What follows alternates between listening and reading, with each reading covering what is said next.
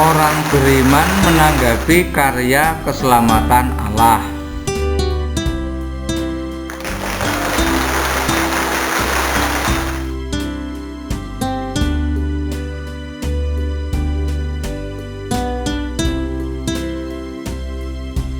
Sebelum lebih lanjut, jangan lupa tekan like, subscribe, tekan lonceng, dan share.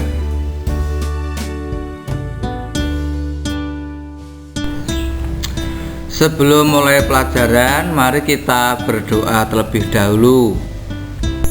Allah Bapa yang Maha Kasih, kami bersyukur atas segala kemurahan-Mu. Bukalah hati dan pikiran kami, agar melalui proses pembelajaran ini kami semakin menyadari bahwa Engkaulah Allah satu-satunya sumber keselamatan sebagai awal dan tujuan hidup kami.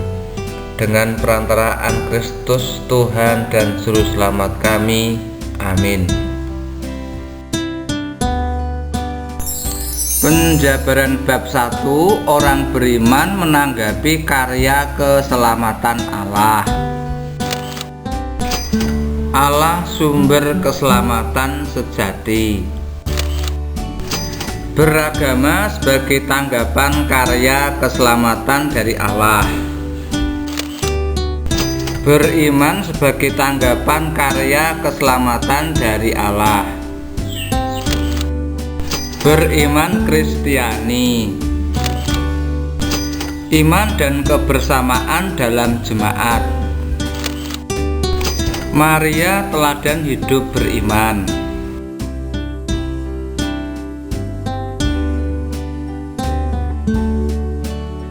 Allah yang Maha Kasih memberikan hidup dan nafas dan segala sesuatu kepada semua orang. Dia bukan Allah yang bersembunyi, tetapi menyatakan dirinya dalam diri Yesus Kristus untuk menyelamatkan manusia berdosa.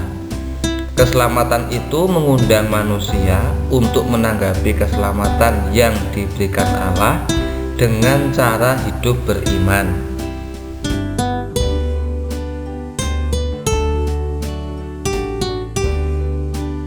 Setiap manusia ingin hidupnya selamat dan tidak celaka.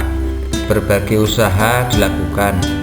Bagi orang beriman, kerinduan untuk memperoleh keselamatan harus berdasar pada iman kepada Allah. Sejak semula Allah menghendaki agar semua manusia selamat tanpa melihat latar belakang suku atau kelompok tertentu. Karena semua manusia sama dan berharga di mata Allah, maka kesadaran akan keselamatan seharusnya mendorong manusia semakin dekat dengan Allah.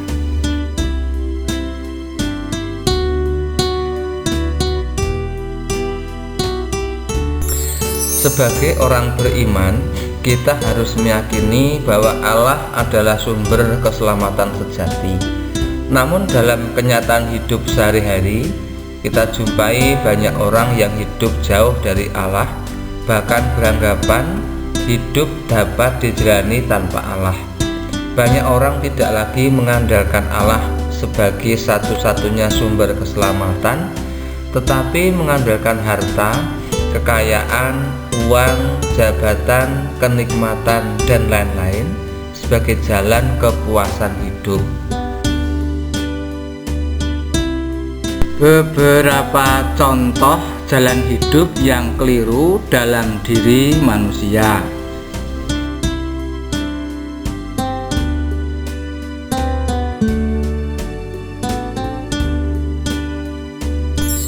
Idealnya, kebutuhan manusia akan Allah bagaikan kebutuhan manusia akan udara untuk bernapas agar dia dapat hidup. Tanpa udara, manusia tak berdaya, bahkan mati. Kebutuhan akan Allah seharusnya merupakan kebutuhan yang mengalahkan kebutuhan lainnya.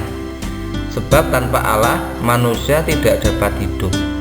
Bagaimana dengan diri kita sebagai orang beriman?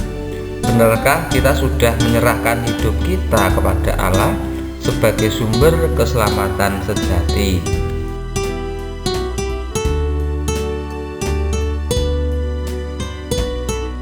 Sumber keselamatan sejati bukan terletak pada harta kekayaan duniawi, bukan pada sumber-sumber kekuatan gaib, serta bukan terletak pada kemajuan ilmu, pengetahuan, dan teknologi. Allah adalah satu-satunya sumber keselamatan sejati. Tidak ada kekuatan lain yang menyelamatkan selain kekuatan Allah sendiri.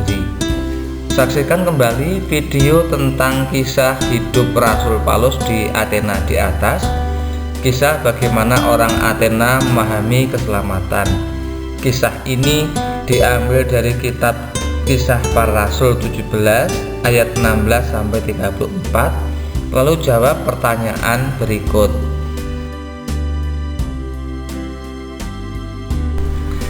Kisah Rasul Paulus di Athena dari surat Kisah Para Rasul 17 ayat 16-34. Orang Athena menghayati keselamatan.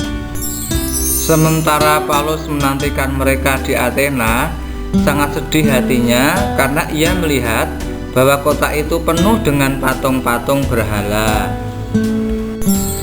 Karena itu Rasul Paulus bertukar pikiran dengan orang-orang Yahudi dan orang-orang yang takut akan Allah, juga dengan beberapa ahli pikir dari golongan Epikorus dan Stoa. Ia memberitakan Injil tentang Yesus dan tentang kebangkitannya. Sebab Rasul Paulus melihat orang-orang Athena hidup menyembah patung-patung dan dewa-dewa. Paulus melihat mezbah bertuliskan kepada Allah yang tidak dikenal.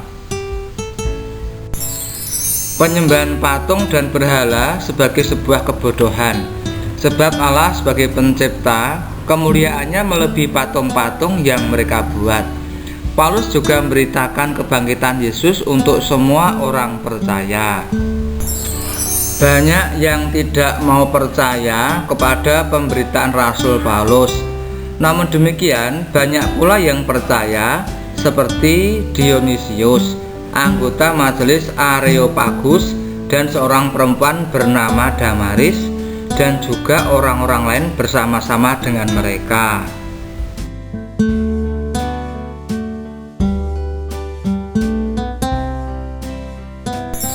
Bagaimana orang-orang Athena memahami sumber keselamatan hidupnya?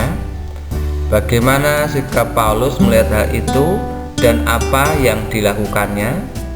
Bagaimana tanggapan orang-orang Athena terhadap pewartaan Paulus? Bagaimana pandanganmu tentang sumber keselamatan sejati bagi hidupmu? Mengapa? Bagaimana caranya kita dapat menjadi duta karya keselamatan Allah bagi sesama?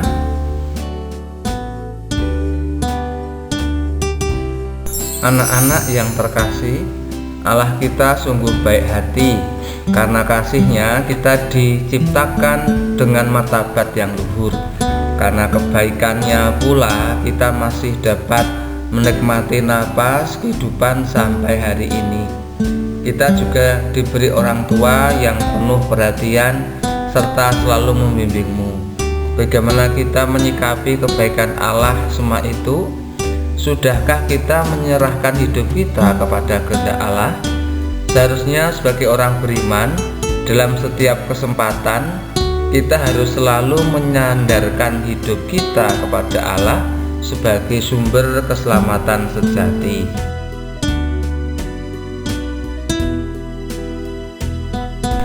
Sebagai penutup, mari kita berdoa. Allah Bapa yang kekal, Engkaulah asal dan tujuan hidup kami. Kami bersyukur atas segala rahmat yang telah Engkau limpahkan. Dampingilah hidup kami agar tidak berpaling dari hadapan-Mu. Biarlah kami hanya berpasrah kepadamu dan menyandarkan hidup kami sepenuhnya kepada kuasa kehendak-Mu. Sebab bagi kami, Engkaulah satu-satunya sumber keselamatan sejati. Hanya kepadamu lah kami bersandar. sekarang dan sepanjang segala abad, dengan perantaraan Kristus Tuhan dan Juru Selamat kami. Amin.